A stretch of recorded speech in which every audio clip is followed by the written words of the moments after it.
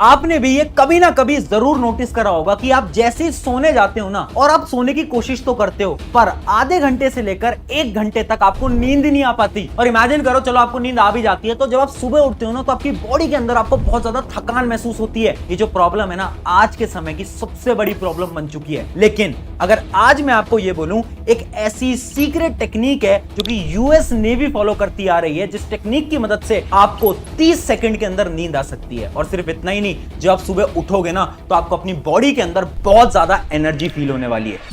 अगर आप 6 घंटा से कम सोते हैं, योर चांसेस ऑफ डाइंग। क्या होगा अगर आप सोना बंद कर दोगे? बिना नींद के पहले 24 घंटे में आपको थकान होगी, आपकी कंसंट्रेशन कम हो जाएगी, अलर्टनेस कम हो जाएगी। People who sleep less than 6 hours a night, in large studies, epidemiological studies, that's linked to a 4-fold increase in stroke, 50% greater chance of dying from a heart attack. Science says if you don't sleep, you will die.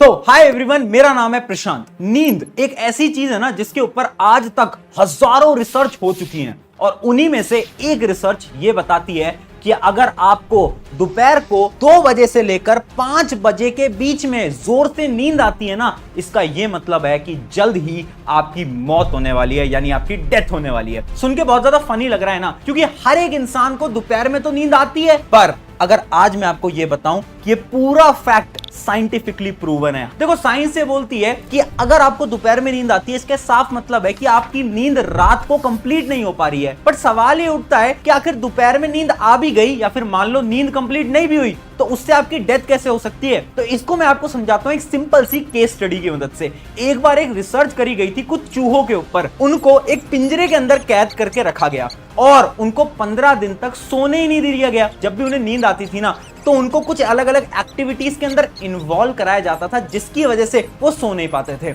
और पता है 15 दिन बाद क्या हुआ? 15 दिन बाद हर एक चूहे की डेथ हो गई। और सिर्फ इतना ही नहीं, जब उनके दिमाग की कुछ पिक्चर्स निकाली गई, तो उससे यह पता चला उनके दिमाग में कुछ छेद हो गए थे, यानी ना सोने की वजह से उनके दिमाग में बहुत बड़े बड़े छाले हो गए थे, जिसकी वजह से उनकी डेथ हो गई। अब सोचो, क्या ना सोने की वजह से ह्यूमंस के साथ भी ये हो सकता है? तो इसका आंसर है यस, बिल्कुल हो सकता है। पता है आपको, ह्यूमन एवोल्यूशन के अकॉर्डिंग ना, हमारी जितनी भी अननेसेसरी चीजें थी ना, वो हमारी बॉडी से हटती गई। जैसे कि कुछ थ्योरीज में ये बोला जाता है कि आज से कई साल पहले जो हमारे पूर्वज थे ना, वो कुछ बंदर जैसे दिखते थे, यानी उनकी कुछ पूंछ हुआ करती थी और वो 4 पैरों पे चला करते थे। बट धीरे धीरे जैसे एवोल्यूशन हुआ, एवोल्यूशन की वजह से जितनी भी अननेसेसरी चीजें थी, वो धीरे धीरे बॉडी से रिमूव होती गई। लेकिन एक ऐसी चीज है जो कि पहले भी थी, आज भी है, और हजारों साल बाद भी रहेगी, वो है नींद, यानी स्लीप। अब आप मुझसे पूछोगे कि चलो स्लीप इंपॉर्टेंट है, हमने मान लिया, और हम तो 7 से 8 घंटे भी सोते हैं, बट फिर भी हमें दोपहर में नींद आती है। अब देखो,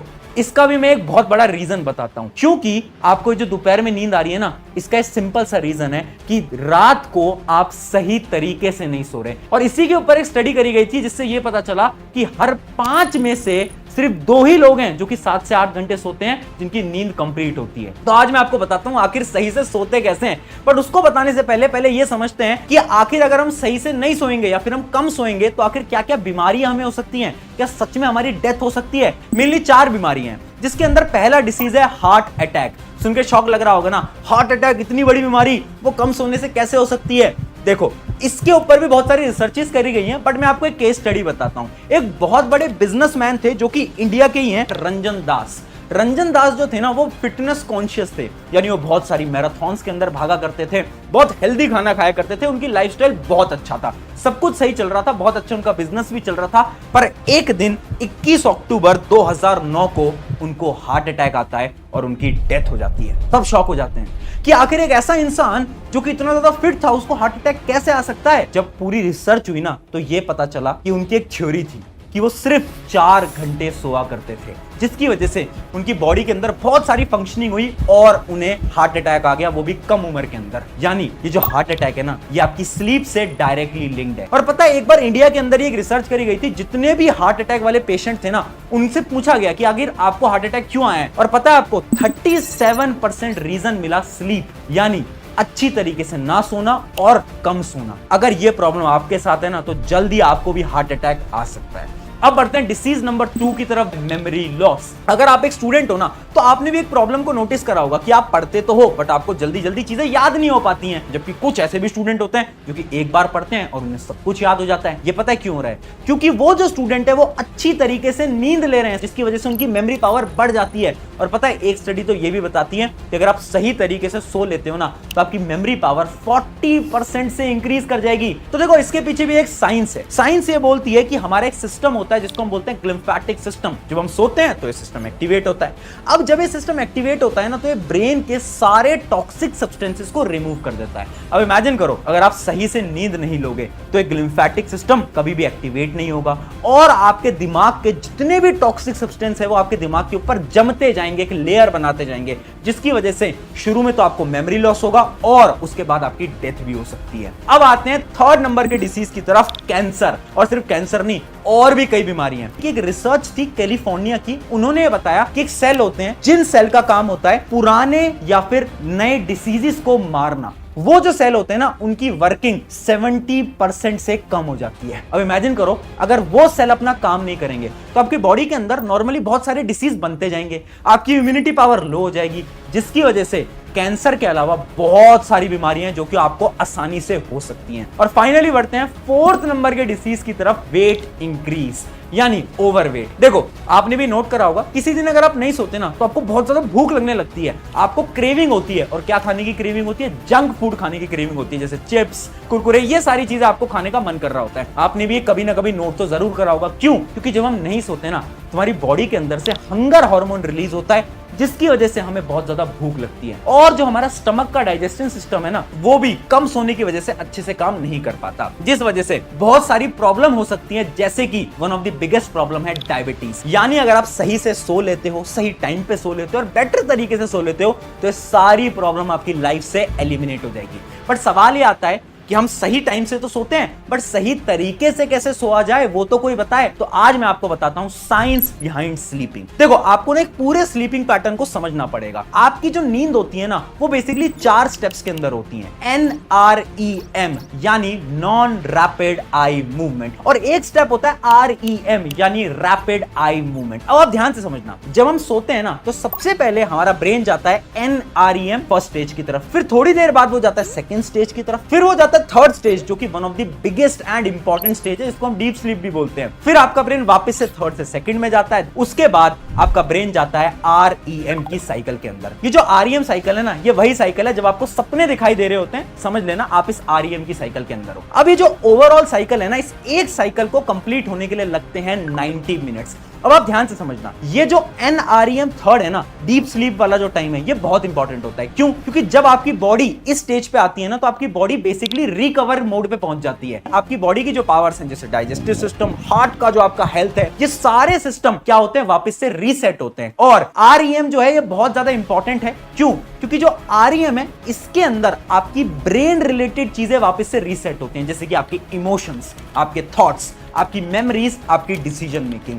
यानी ये जो NREM 3 है और ये जो REM है, ये बहुत इंपॉर्टेंट है। और हमें ना रात को सोते टाइम मिनिमम 4 से 5 साइकिल पूरी कंप्लीट करनी पड़ती है। अगर आप मल्टीप्लाई करोगे 90 मिनट्स को 5 से या फिर 4 से, तो आप कैलकुलेट कर पाओगे 7.5 घंटे। अब आप बोलोगे कि 7.5 घंटे तो हम सो लेते हैं, यानी हम तो हमारी साइकिल्स पूरी तरीके से कंप्लीट कर रहे हैं। पर यहीं पर ही आता है एक बहुत बड़ा सवाल, क्या आपकी नींद बीच में खुलती है? अगर ऐसा हो रहा है तो वहीं से ही प्रॉब्लम स्टार्ट होती है। अब उससे क्या होता है? मान लो तुम NREM फर्स्ट पे थे, फिर आप सेकंड पे आए और आप 3rd पे ही पहुंच गए थे, तभी आपकी नींद खुल गई।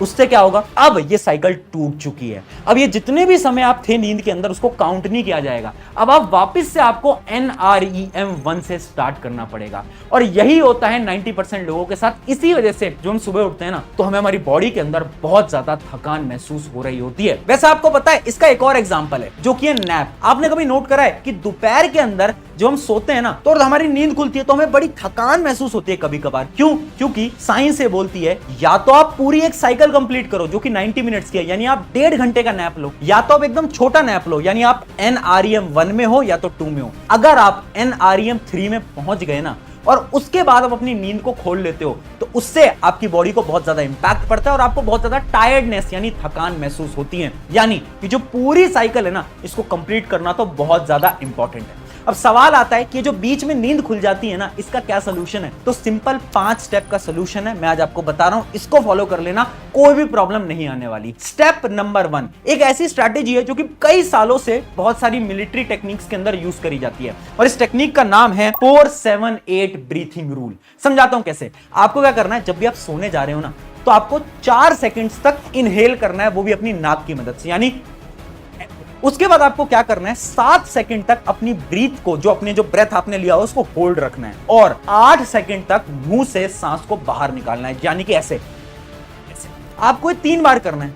अगर आपने 3 बार करा ना, तो इससे क्या होता है, आपकी जो ब्रेन होता है वो बहुत ज्यादा रिलैक्स हो जाता है। अगर मैं आपको साइंटिफिकली समझाऊं ना, तो हमारे पास 2 नर्वस सिस्टम होते हैं, एक होता है सिंपैथेटिक नर्वस सिस्टम, एक होता है पैरासिम्पैथेटिक नर्वस सिस्टम। अब आसानी से समझाता हूं कि जब भी हमें सोना होता है ना, तो हमें इस पैरासिम्पैथेटिक नर्वस सिस्टम को एक्टिवेट करना रहता है। क्यों? क्योंकि ये जो सिस्टम है ना, ये आपकी बॉडी को कूल डाउन करता है, जबकि ये जो सिंपैथेटिक नर्वस सिस्टम है ना, ये आपको एक अलर्ट सिचुएशन के अंदर डाल देता है। तो जब आप ये एक्सरसाइज करोगे ना, तो इससे आपका जो पैरासिम्पैथेटिक नर्वस सिस्टम है ना, वो एक्टिवेट होगा, जिसकी वजह से आपको नींद बहुत जल्दी आएगी। मान लो 30 से 40 सेकंड के अंदर नींद आने की गारंटी आपको इससे मिल जाएगी। अब बढ़ते हैं स्टेप नंबर 2 की तरफ, जो कि है मोबाइल फोन। देखो, डॉक्टर्स और आपके पेरेंट्स हर कोई बोलता है कि सोने से आधे घंटे पहले मोबाइल फोन नहीं चलाना, पर कोई साइंस नहीं बताता। आज मैं आपको साइंस बताता हूं। जब भी हम फोन चलाते हैं ना, तो उससे ब्लू लाइट आती है और वो ब्लू लाइट हमारे जो सिंपैथेटिक नर्वस सिस्टम है, इसको एक्टिवेट करता है और जैसे ही ये सिस्टम एक्टिवेट होता है, तो हमारी बॉडी एक्टिव हो जाती है और नींद आने की चांस ऑलमोस्ट 0 हो जाती है। यानी या तो आप फोन मत चलाओ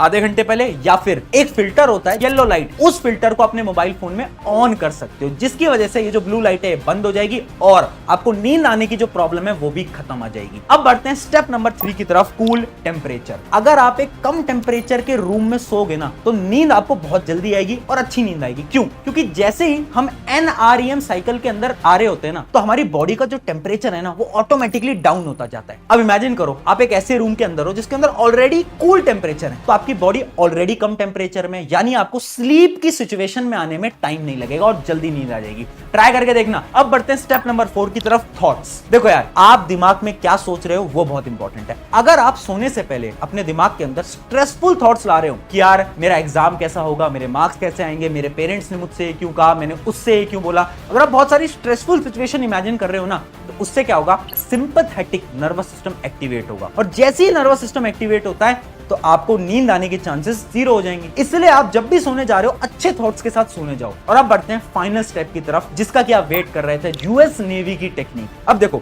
यूएस नेवी के पास एक ऐसी टेक्निक है ना, जिससे कि आप 30 सेकंड के अंदर सो सकते हो। वो टेक्निक क्या बोलती है, आपको लेट जाना है अपने बेड के ऊपर और आपको धीरे धीरे अपने मसल्स को रिलैक्स करना है, अपनी फिंगर्स को रिलैक्स करना है, अपने चेस्ट के मसल को रिलैक्स करना है, अपनी बैक को रिलैक्स करना है। इमेजिन करो, धीरे धीरे आपके सारे मसल स्ट्रेच एंड रिलैक्स होते जा रहे हैं। जब आप ये कर रहे होगे ना, तो आपको अपने आंख बंद करके दिमाग में इमेजिन करना होगा एक ऐसी सिचुएशन जो कि बहुत ज्यादा पीसफुल है। मान लो आप एक ऐसी जगह पर हो जो कि आपको बहुत ज्यादा पसंद है। वो कोई गार्डन हो सकता है, एक गार्डन जिसमें कि आप अकेले बैठे हुए हो, आप लेटे हुए हो, खुद को इमेजिन करो एक पीसफुल सिचुएशन के अंदर। जब आप ये करोगे ना, तो 30 सेकंड से लेकर 1 मिनट के बीच में आपको हल्की हल्की नींद आने लगेगी। फिर आपको कुछ नहीं करना है, सारे थॉट्स को बंद कर देना है और सो जाना है। तो 5 स्टेप्स हैं, अगर आपने स्टेप्स को फॉलो कराना, तो जो आपकी नींद बीच में खुलती थी ये भी बंद हो जाएगा और ये जो आपको नींद जल्दी नहीं आती थी ये भी बंद हो जाएगा। तो है ना बहुत अच्छी टेक्निक। आई होप इससे आपकी मदद हुई होगी। अगर मदद हुई है तो अपने एक दोस्त के साथ जरूर शेयर करना। शुक्रिया एवरीवन, मेरा नाम है प्रशांत।